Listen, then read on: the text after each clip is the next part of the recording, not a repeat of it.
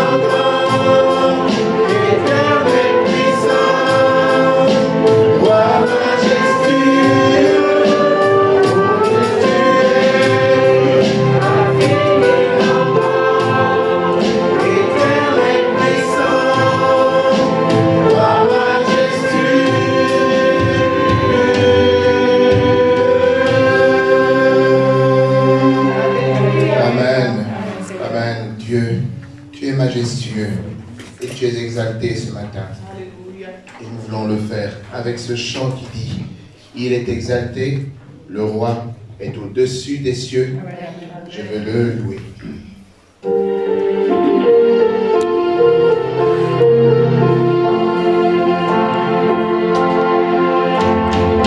Il est exalté, le roi est au-dessus des cieux.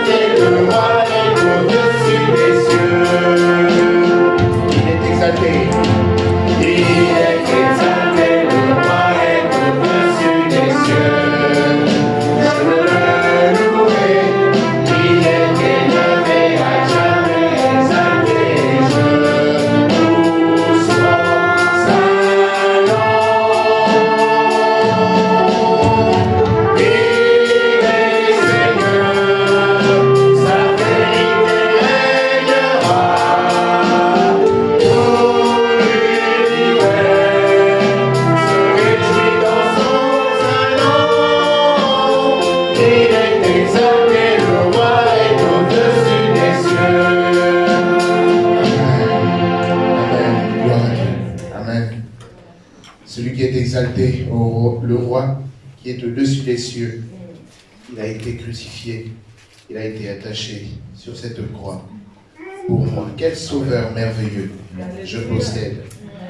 Nous voulons encore être avec Jésus pendant 2021, comme il a été avec nous et nous avons été avec lui pendant 2020. Amen. Quel sauveur merveilleux je possède.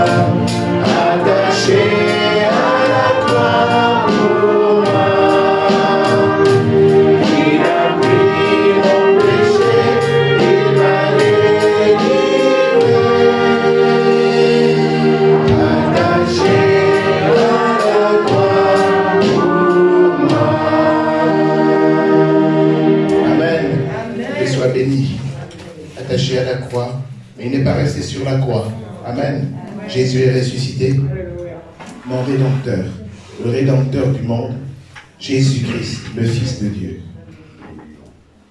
Merci,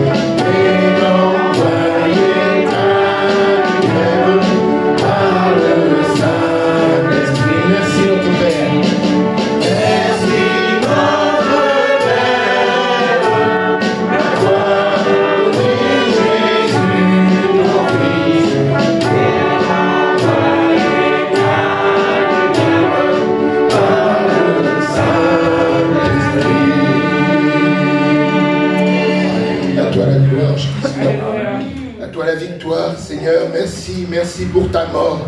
Merci pour ta résurrection. Béni soit ton nom, Jésus. Merci, merci pour la vie que tu donnes, que tu transmets encore. Merci pour le salut de nos âmes. Que ton nom soit béni, que ton nom soit célébré encore ce matin. Au nom de Jésus. Amen. Quelques-uns peuvent élever la voix. Quelle joie de chanter encore tes cantiques, Seigneur. Quelle joie de chanter ces chants qui nous rappellent, qui rappellent à nos âmes, qui rappellent à l'Église que tu t'es donné entièrement pour elle, que tu as donné ta vie pleinement. Seigneur, merci pour ce sacrifice parfait qui ne peut pas être refait par qui que ce soit. Tu étais le seul à pouvoir le faire et tu l'as fait pour nos vies. Oui, nous te bénissons. Oui, nous te disons merci. Oui, nous voulons te rendre toute la gloire parce qu'effectivement, ta parole, elle est certaine. Tu es ressuscité, tu règnes d'éternité en éternité. Nous pouvons te contempler et un jour dans ta gloire, nos yeux te verront face à face. Quelle assurance, quelle espérance, quel don tu nous as donné. Nous ne pouvons pas tout comprendre, Seigneur, mais par la foi, nous saisissons cet amour, cette grâce que tu as manifestée. Seigneur, bénis l'Église parce qu'elle t'appartient. Elle est à toi, c'est toi le chef, c'est toi la tête de l'Église. Et Seigneur, nous te bénissons. Merci, merci Jésus. Amen. C'est le cœur rempli de joie et de reconnaissance que je suis venu t'apporter toute la louange et toute...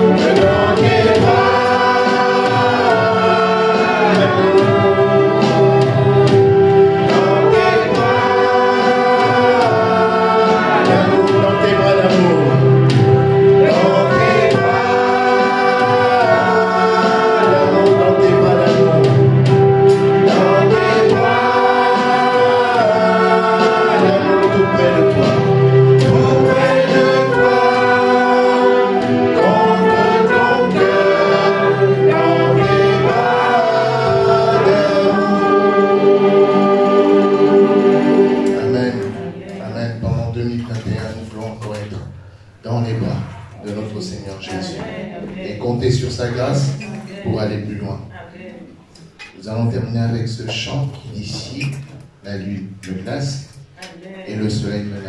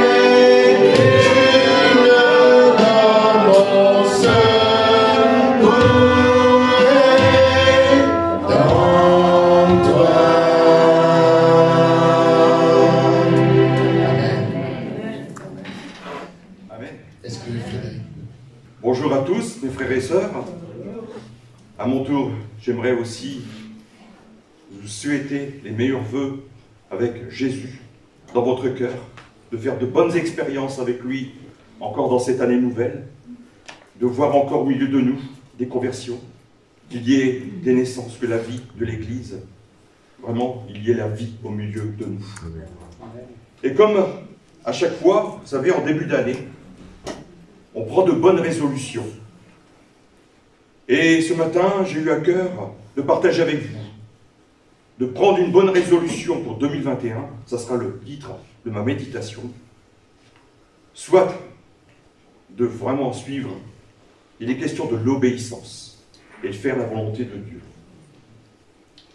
Prendre l'obéissance ou poursuivre 2021, c'est ça aussi, prendre les bonnes résolutions de début d'année. Et pour cela, j'aimerais faire une première lecture avec vous, dans l'Épître aux Philippiens, au chapitre 2, et nous les allons lire à partir du verset 12, des versets 12 à 16.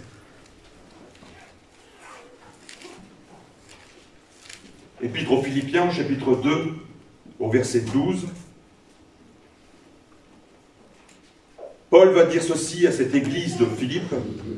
« Ainsi, mes bien-aimés, comme vous avez toujours obéi, mettez en œuvre votre salut avec crainte et tremblement, non seulement comme en ma présence, mais bien plus encore maintenant que je suis absent.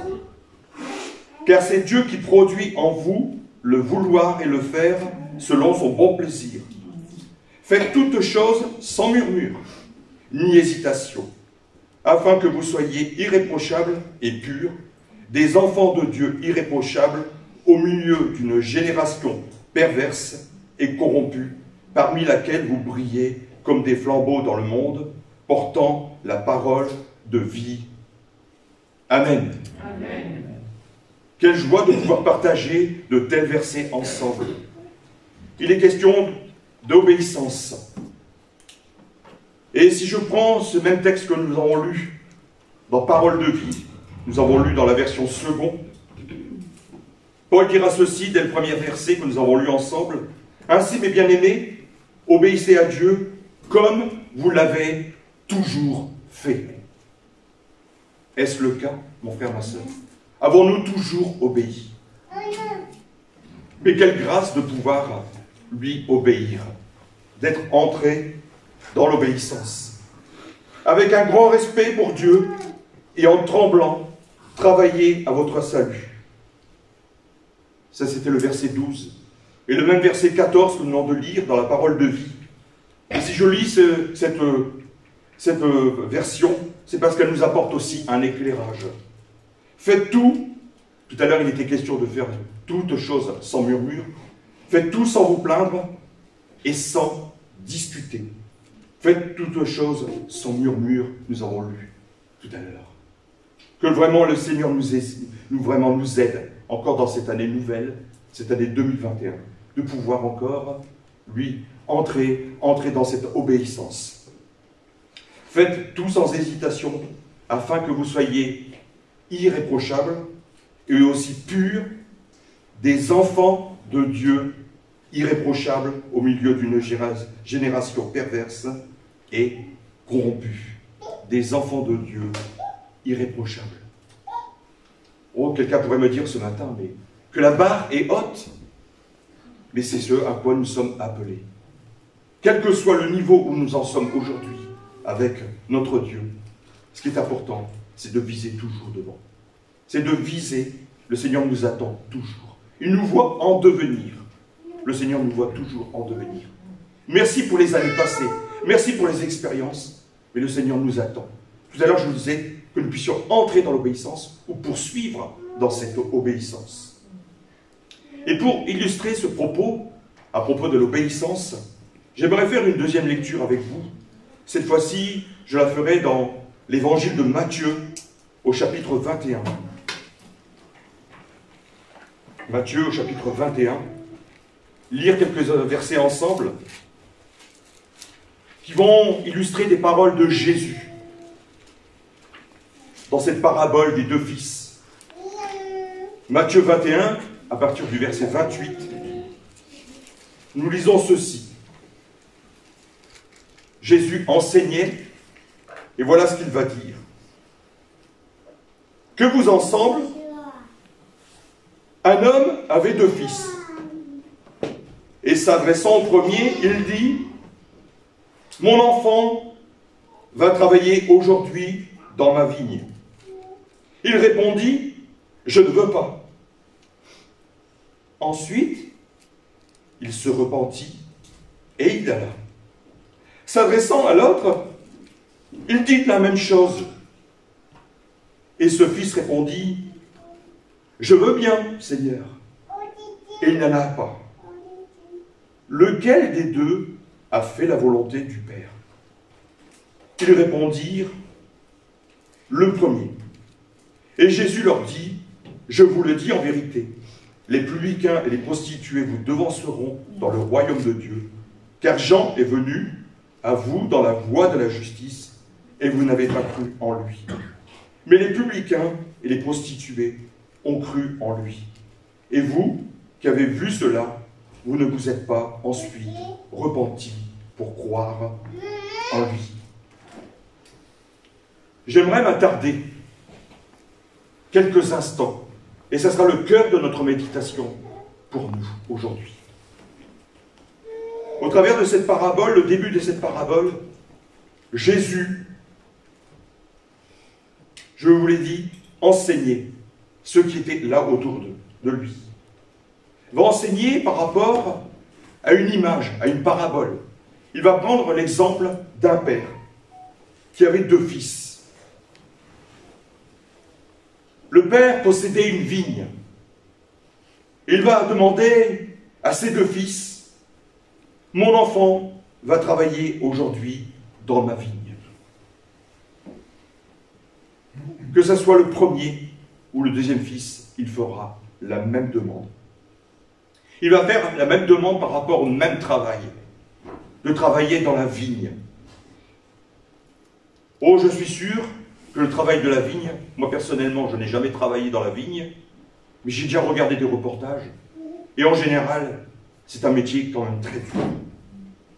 Un métier difficile, parce qu'il faut travailler en général dans la chaleur de la journée.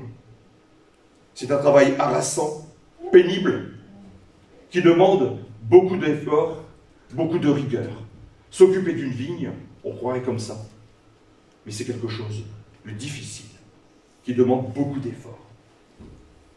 Le même jour, ce père voulait que ses 2 fils travaillent dans sa vigne. Il va prendre le premier, il va prendre le deuxième, il va faire exactement la même demande.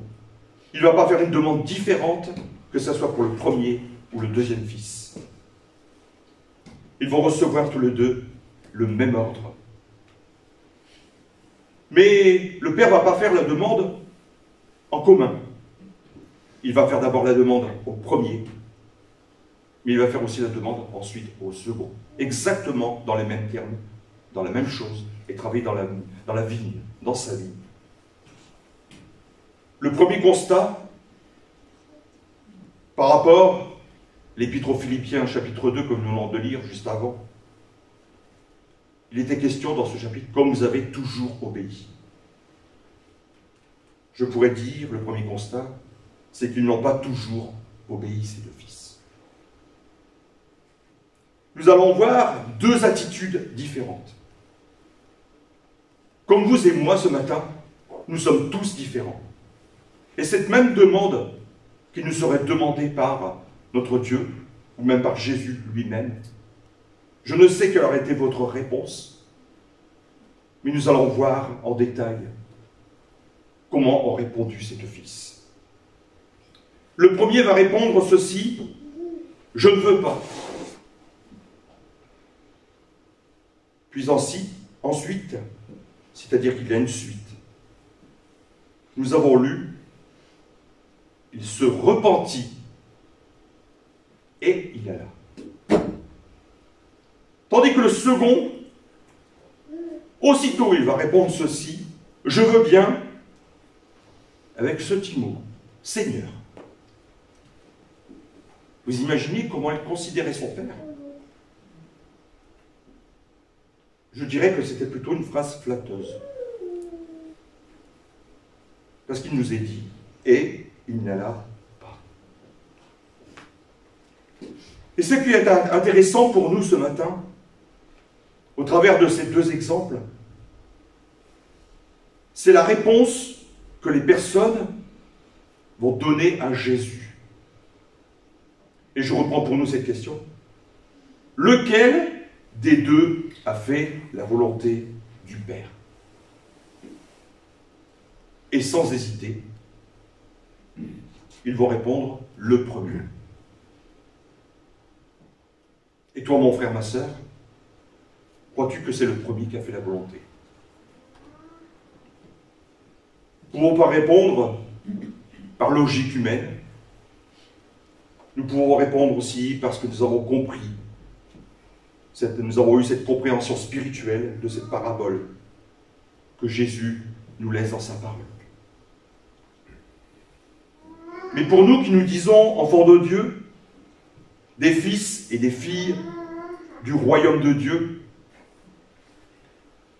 la Bible nous dit que nous sommes ouvriers aussi dans la vigne du Seigneur. Ne serait-ce que dans le chapitre précédent, dans Matthieu 20, au verset 1er, nous pouvons lire ceci. Car le royaume des cieux est semblable à un maître de la maison qui sortit dès le matin afin de louer des ouvriers pour sa vigne. Et l'apôtre Paul exploitera également aussi cette même pensée dans la première épître aux Corinthiens, au chapitre 3 et le verset 9, un des versets que nous connaissons. Car nous travaillons ensemble au service de Dieu. Il va dire cette pensée. Vous êtes le champ de Dieu. Vous êtes aussi de la maison de Dieu. Quelle expérience de pouvoir savoir au fond de notre cœur que nous sommes enfants de Dieu. Et nous sommes le champ de Dieu. Dieu le Père nous appelle aussi à travailler dans sa vigne, mon frère, ma sœur. Je suis sûr que ce matin, je ne vous apprends rien. Combien de fois vous avez entendu parler de service, le service de Dieu? Le service de Dieu est une chose, l'obéissance en est une autre. Romains 8, ces versets nous disent ceci. Il nous parle aussi d'être des enfants de Dieu. Il nous dit que l'Esprit de Dieu, l'Esprit lui-même, rend témoignage à notre esprit que nous sommes enfants de Dieu. Or, si nous sommes enfants, nous sommes héritiers, héritiers de Dieu, co-héritiers de Christ, si toutefois nous souffrons avec lui, afin d'être glorifiés avec lui. Si toutefois nous souffrons aussi avec lui. Et quelquefois le travail de la vigne, comme j'ai pu le dire juste avant, c'est un travail difficile. C'est un travail éreintant, harassant, quelque chose qui va nous demander vraiment aussi peut-être se lever tôt le matin, peut-être de travailler dur. Et parfois, il suffit simplement que un peu de grêle et toute la récolte dans la vigne peut être aussi comme détruite. Mais qu'importe. Nous, le Seigneur nous demande une chose. Mon enfant va travailler aujourd'hui dans ma vigne. Le reste, c'est le Seigneur qui s'en occupe. Nous, il nous demande simplement de pouvoir aussi nous occuper de cette vigne. Si je me considère ce matin comme étant fils de Dieu ou fille de Dieu,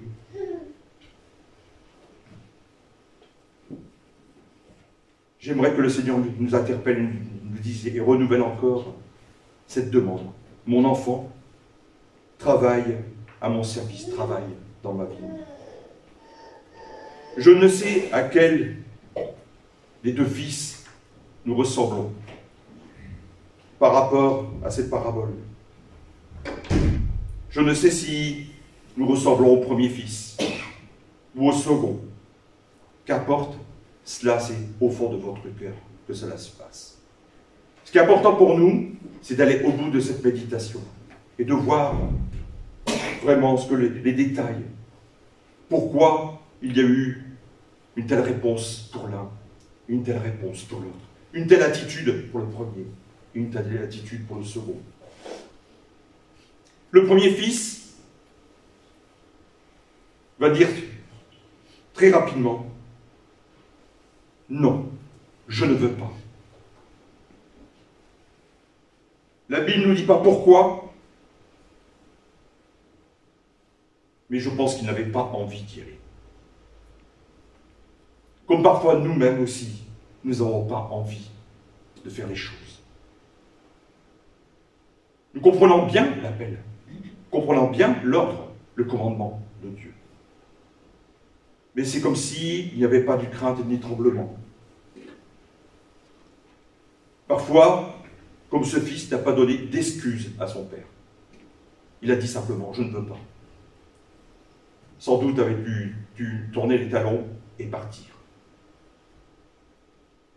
Mais le père ne l'a pas rappelé, il l'a laissé aller.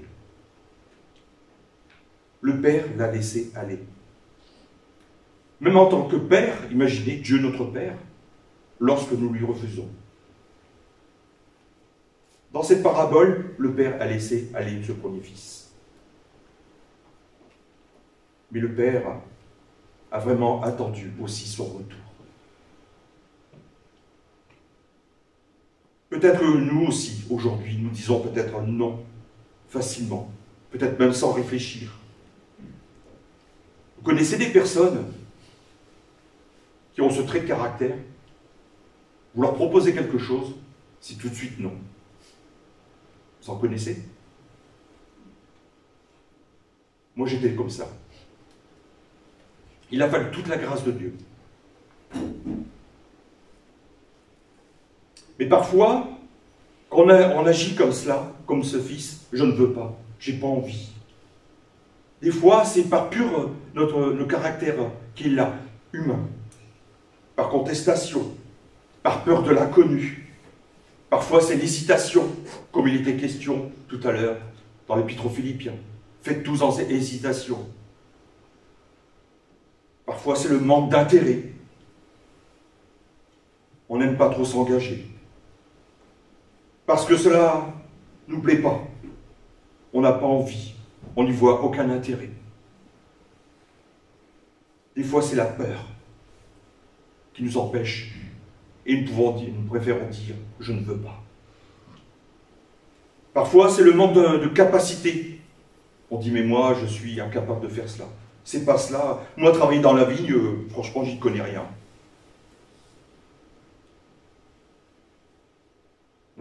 Des fois, on demanderait une certaine qualification, comme si il fallait être vraiment responsable de tout. Nous allons voir qu'avec le Seigneur, parfois, lorsque nous disons oui, c'est lui qui nous qualifie au fur et à mesure. C'est lui qui vient et qui nous donne chaque jour ce dont nous avons besoin. Parfois, nous sommes aussi avec des excuses personnelles. Et parfois, nos propres excuses nous servent même comme de justification. On se persuade nous-mêmes. Mais en disant non, nous avons peut-être oublié de qui vient l'ordre. Là, en prenant cette parabole, Jésus donnait comme si c'était un père avec son enfant. Mais nous, de qui vient l'ordre? De Dieu notre Père. Est-ce que nous avons aussi toujours cette crainte et le tremblement vraiment de notre Père? Parfois nous oublions. Nous sommes comme des enfants ingrats. Et pendant cette période où nous disons « je ne veux pas, non, je n'ai pas envie », tout cela. Souvent, par la suite, nous apercevons que nous avons perdu du temps précieux avec notre Dieu. Nous avons aussi perdu du temps parce que pendant ce temps, la vigne nous l'avons délaissé. Et nous n'avons rien fait dans cette vigne. Et après, on s'attend, quelquefois, à avoir une bonne récolte. On s'attend à avoir de belles grappes de raisin, d'avoir quelque chose de merveilleux. Mais si on n'a pas été dans la vigne, rien ne se passe. Et en général, les mauvaises herbes, il y a toutes choses qui vont venir. On se débat avec notre refus. Et c'est ce qui s'est passé dans le cœur de ce premier fils. Parce que lorsque nous disons « je ne veux pas », il y a toujours le travail à l'intérieur. Et c'est bon de se laisser aussi travailler en l'intérieur. Comme je vous l'ai dit tout à l'heure, le père allait laisser aller ce fils. Je ne veux pas. Mais ce père attendait la repentance de ce fils. Et que le Seigneur nous aide à prendre cette bonne résolution, si nous sommes dans cet état ce matin. Ensuite, il se repentit. C'est-à-dire qu'il a réfléchi. Il va regretter d'avoir répondu cela. Il va se laisser travailler intérieurement. Il va faire une profonde remise en question qui va lui être, je dirais, comme salutaire.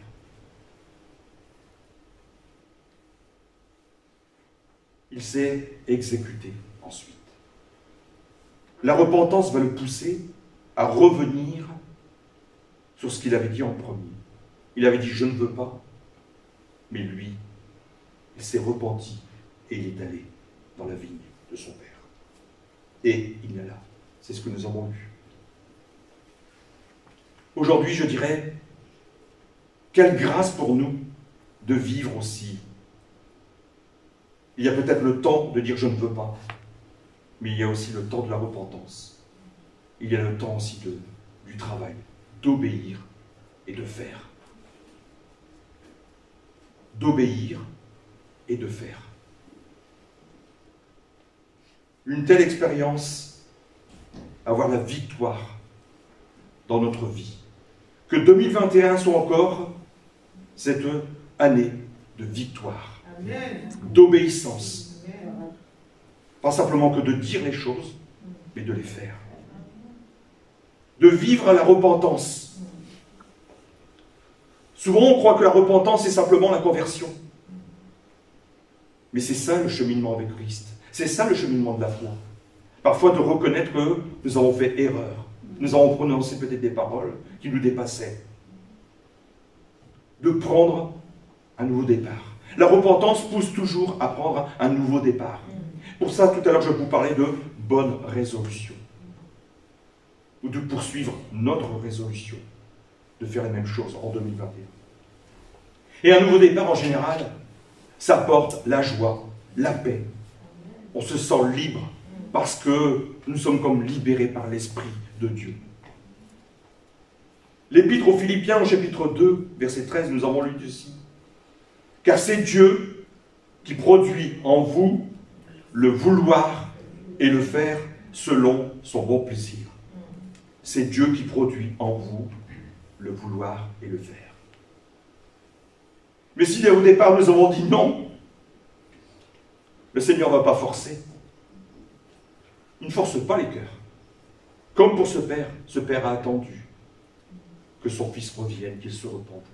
Et sans doute le père, la joie du père de voir, peut-être son fils lui avoir dit peut-être au début de la journée, je ne veux pas, mais à la fin de la journée de le voir, peut-être travailler dur dans sa vigne, quelle joie pour le père.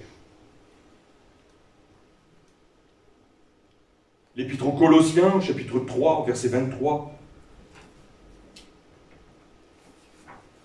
nous dit ceci. « Ce que vous faites, faites-le de bon cœur, comme pour le Seigneur. » Et un peu plus loin, il est question de servir Christ, le Seigneur.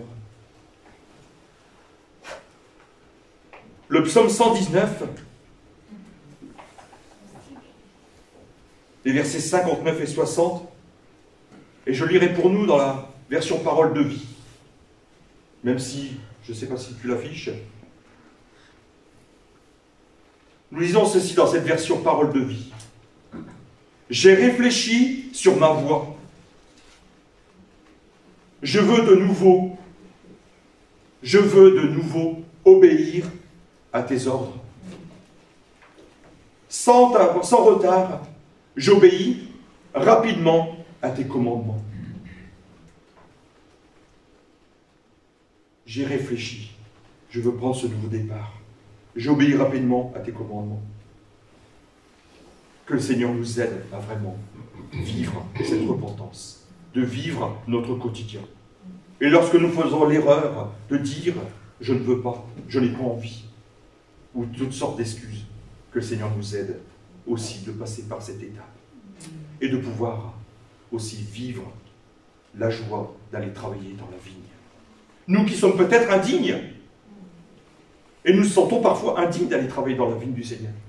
Mais si le Seigneur nous demande, c'est que nous sommes vraiment celui qui nous a appelés. Et nous sommes tous ici présents. Le Seigneur nous appelle tous et toutes. J'aimerais m'attarder un petit peu sur le second fils. Sans hésiter, de suite, après la demande de ce père, il va répondre ceci: je veux bien, et tout à l'heure je vous ai dit, Seigneur. Vous savez ce qui est écrit dans la parole de Dieu? Tout a une certaine importance. Elle sert pour nous à la méditation. Comme s'il avait la forme de respect de son Père, il l'appelait Seigneur. Je pense que son cœur, il voulait vraiment, comme je le disais, flatter son Père. Il voulait lui faire plaisir en lui disant « Je veux bien, Seigneur, tu sais bien, je vais m'en occuper de ta vigne. » Sans crainte du Père.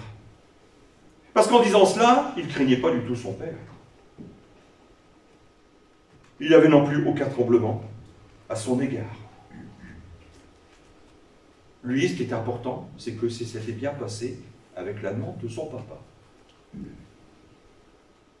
Pendant ça, papa va croire que je vais travailler dans sa vie.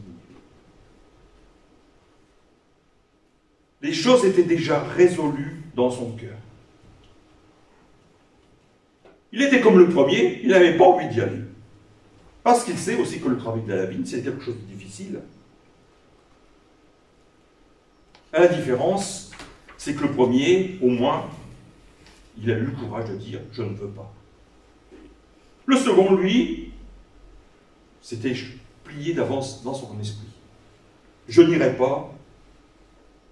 Et d'ailleurs, la Bible nous dit « et il n'a pas », et je rajoute du tout, de la journée. Il n'y a eu aucun effet à sa parole. Il a tenu sa parole, il est resté jusqu'au bout dans ses propos. Il n'y a pas eu d'acte concret ensuite, dans le cours de la journée. Et aujourd'hui, nous trouvons aussi des personnes comme cela. Nous trouverons aussi des fils et des filles du royaume de Dieu. Lorsqu'ils ont dit des choses, ils ne reviennent jamais sur leurs propos. Ils vont dire, comme ici, Seigneur, Seigneur. Ils vont faire toutes sortes de prières, ils vont prier, ils vont faire certaines choses. Mais concrètement, il ne se passe rien dans le cœur. Ils ne connaissent pas non plus la crainte ni le tremblement de leur Père Céleste. C'est difficile peut-être d'entendre de telles choses.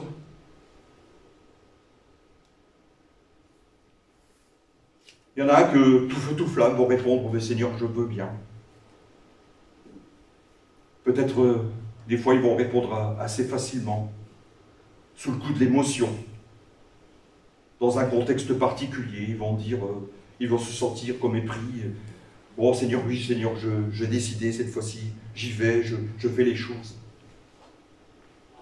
Vous entendez que je prononce? Je vais Seigneur, je vais. Et quelquefois, on prie comme cela, on fait les choses comme cela. Un peu comme mécaniquement, comme machinalement. Mais avons-nous vraiment cette crainte aussi de notre Dieu. Sans même s'inquiéter parfois de la vigne. Parce qu'on n'a même pas un cœur pour la vigne.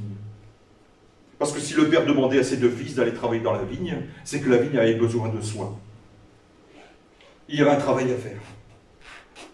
Et en général, de telles personnes, lorsqu'ils vont dire « Seigneur, je veux bien », mais il n'y a rien qui se passe, c'est qu'on ne s'inquiète pas du tout de la vigne. Le royaume des cieux, ce qui est important, c'est moi.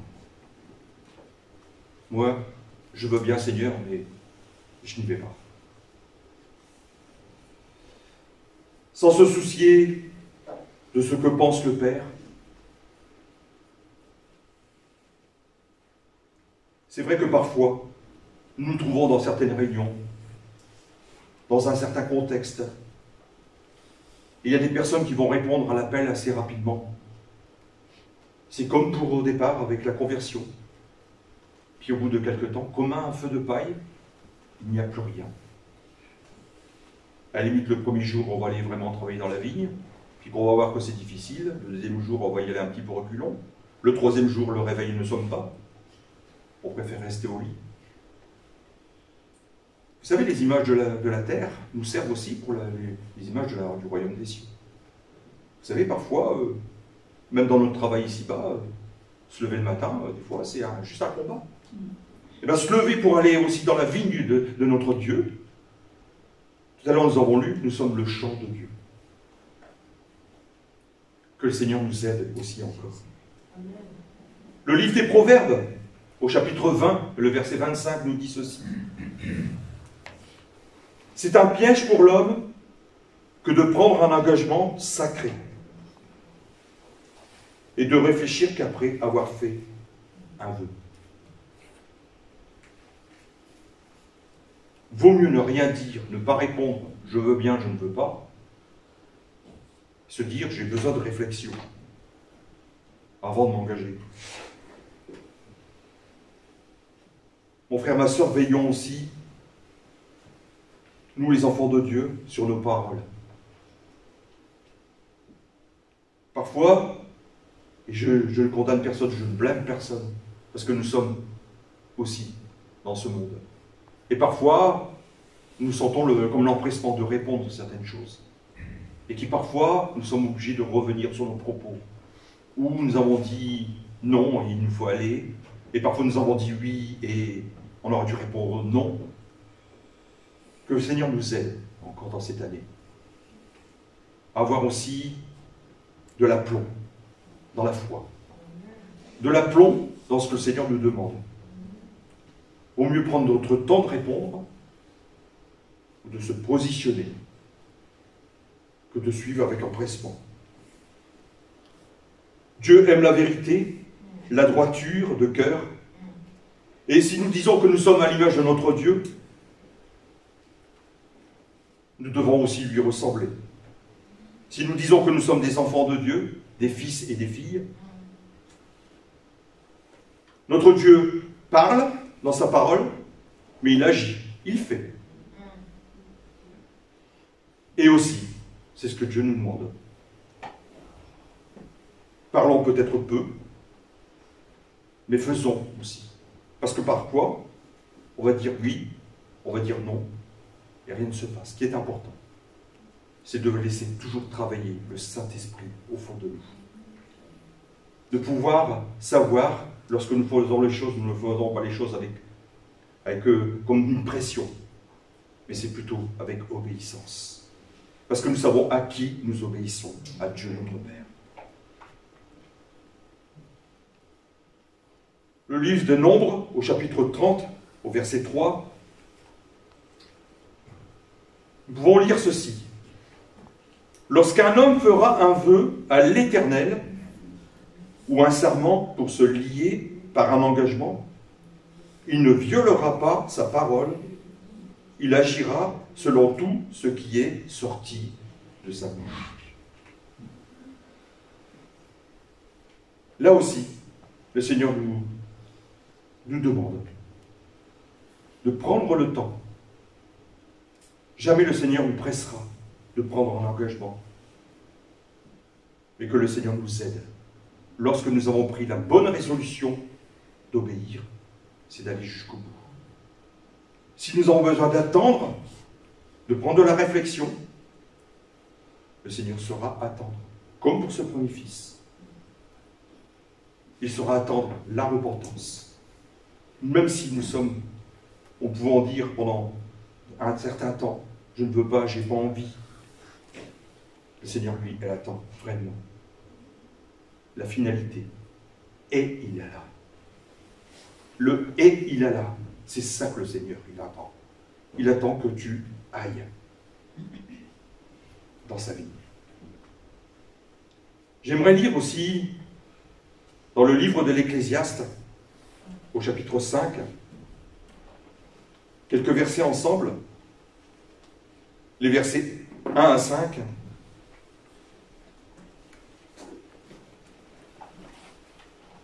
qui parlent aussi des engagements. Le livre de l'Ecclésiaste, au chapitre 5, le verset 1er, « Ne te presse pas d'ouvrir la bouche, et que ton cœur ne se hâte pas d'exprimer une parole devant Dieu. Car Dieu est au ciel, et toi sur la terre. Que tes paroles soient donc peu nombreuses, car si les songes naissent de la multitude des occupations, la voix de l'insensé se fait entendre dans la multitude des paroles. Lorsque tu as fait un vœu à Dieu, ne tarde pas à l'accomplir, car il n'aime pas les insensés. Accomplis le vœu que tu as fait. Mieux vaut pour toi ne point faire de vœu que d'en faire un et ne pas l'accomplir. Ne permets pas à ta bouche de faire pécher ta chair, et ne dis pas en présence de l'envoyé de Dieu que c'est par une advertence. Pourquoi Dieu s'irriterait-il de tes paroles et détruirait-il l'ouvrage de tes mains? Car s'il y a des vanités dans la multitude des songes, il y en a aussi dans beaucoup de paroles. C'est pourquoi crains Dieu. C'est pourquoi crains Dieu. Tout à l'heure, dans l'épître aux Éphésiens, dans notre première lecture, faites tout sans hésitation et aussi dans la crainte de notre Dieu. La boucle est bouclée. J'ai fini pour moi ce matin. Et que le Seigneur nous aide vraiment lorsque le Seigneur nous appelle. Et croyez-moi, c'est pas parce que 2021 a sonné le glas que le Seigneur va dire maintenant, Seigneur, il va nous dire, Seigneur, maintenant tu peux te reposer.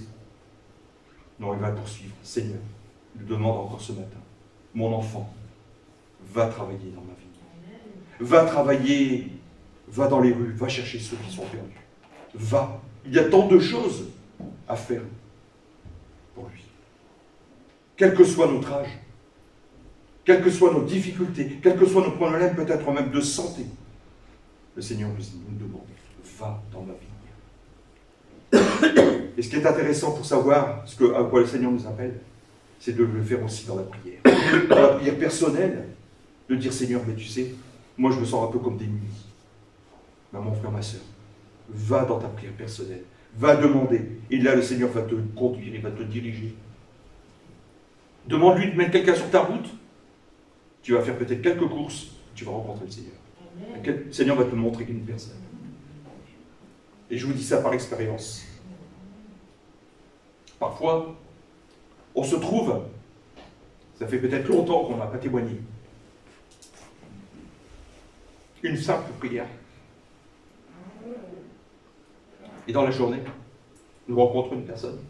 Que le Seigneur soit béni. Prions, Seigneur. Merci, Seigneur, encore pour ces instants, Seigneur. Merci pour tes bontés, tes grâces qui se renouvellent à notre égard chaque jour.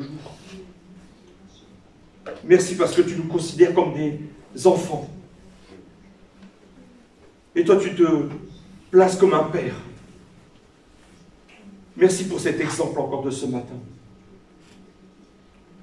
Quelle que soit la personne à qui je ressemble, si c'est au premier ou au second, quelle que soit la situation où je suis ce matin, où je me trouve avec toi, dans la foi, puisses-tu encore ce matin m'aider personnellement, m'aider aussi mes frères et sœurs, tu puisses nous aider, afin que aussi, Seigneur, nous puissions faire vraiment ta volonté.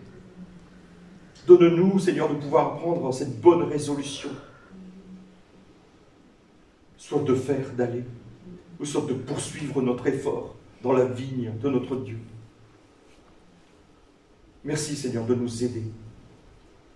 Merci pour ta fidélité. Merci parce que tu renouvelles nos forces dans ta vie. Parce que tu nous donnes tout ce dont nous avons besoin. Merci pour tout cela, Père, dans le nom de ton Fils Jésus-Christ. Amen. Amen. Merci au Seigneur pour sa parole. Avant de conclure ce temps, frères et sœurs, j'aimerais vous rappeler encore nos rencontres de cette semaine. Vous savez que nous sommes le premier jeudi du mois, donc jeudi prochain. Par conséquent, mardi, comme d'habitude, 18h15, un temps de prière jusqu'à 19h15. Jeudi, il y aura un temps de jeûne et de prière. On va le faire sur Zoom. Comme ça, comme certains, ça fait tôt à 18h15, ils ne peuvent plus venir à la réunion de prière. On va le maintenir à 20h pour essayer d'équilibrer avec ceux qui peuvent se joindre à nous à 20h. On le fera sur Zoom.